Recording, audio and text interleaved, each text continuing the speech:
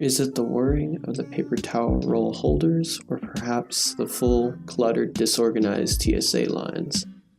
Otherwise, it's the jammed airport Wi-Fi, annoyingly disconnecting at the worst time. All of this drowned out by silo blaring gently in my earbuds. I had a nightmare once about being stuck in a foreign country, unable to speak the language. I feel I might approach that point in time sooner rather than later. Soon I was aboard a plane that would take me to a bustling metropolis that is Houston. From there, in the dark night, we would fly high above a new country, a fresh change in pace from the modern architecture and styling. I was unfortunate enough to not get footage thanks to lack of light. So what few pictures I could gather, I planned out to film my day in the morning.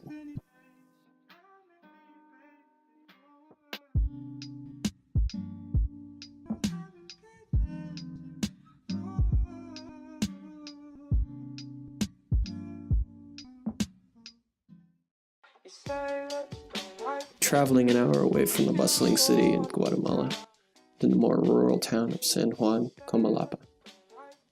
When we arrived late around 1 a.m., my colleague Matt Benitez said goodnight, and I arrived in my small room. The choice of no light at all or piercingly bright light from an uncovered bulb.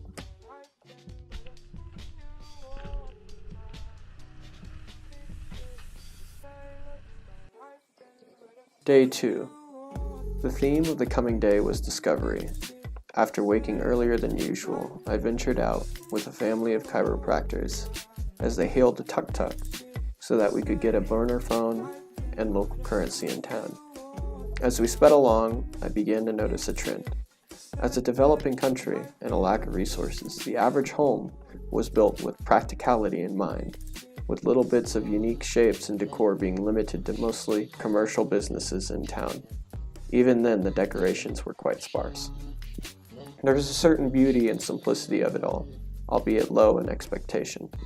In some cases, thanks to Coca-Cola's mass advertising, agua for some meant Coke instead of water, thanks to high demand. You could also notice a few other bits watching the city pass by. Stray dogs running around, trash if not burned, strewn across the street in small gutters, which weren't linked to any sewage system, for there was no system. After arriving at an ATM, we soon realized that thanks to the credit card company, getting currency would be taking a grueling 2 more hours of contacting customer support.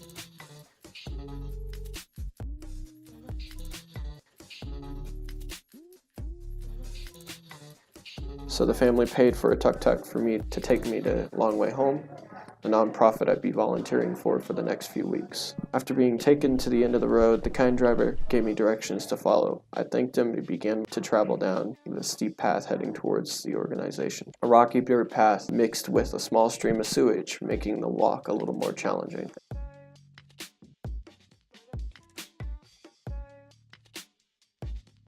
As the maize fields opened up, you could look out and see a small groupings of little houses people had built in the small valleys and mountains surrounding the area.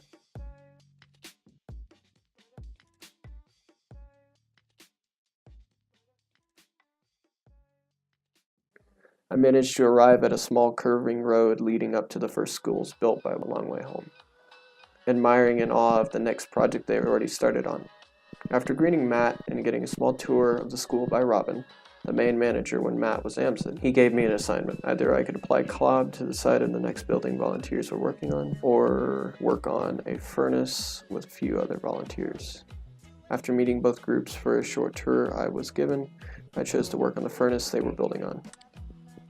The process was fairly simple. A tire wall was constructed as the base, stacking used tires upon each other. Next, a mixture of manure and clay would be used to form the shape of the furnace, being strengthened by small sticks found nearby. The center of the furnace, inside the tire wall, was filled with glass bottles, stacked like bricks. Then the dome came, where sand was filled inside the dome to give it structure as the small domes hardened, often taking days to dry. I arrived when they were beginning the construction of the outer layer to give the furnace extra insulation, as well as the beginnings of the archway, which you would use to add objects to cook inside. I spent a good few hours working with two people that had mostly constructed the furnace, getting to know more about them and what gave them the idea of volunteering here. Then soon, we took a break for lunch, consisting of macaroni and tortillas. And then I went to meet with Matt and Robin, where they gave me a second assignment to compile a video of all the photos they had taken of previous projects that we were sitting in. After I managed to use all of my battery's laptop and forget my charger back at the hotel, Matt and I decided to head to an evening game of soccer with some of the local players. To say the least, we ended up both being sore after one game. We ended up playing until dark and we were both exhausted. Yet even so, we had to walk up steep hills back to the hotel, for there was a party at the hotel. We ended up playing a small game of hacky sack and celebrating with a small band playing for the group. As for some volunteers, it was their last night. After saying goodnight to those leaving early in the morning and enjoying a nice cake for dessert, I headed to the room I was staying in, charging my computer and doing some last-minute editing. After that, I decided to get some rest.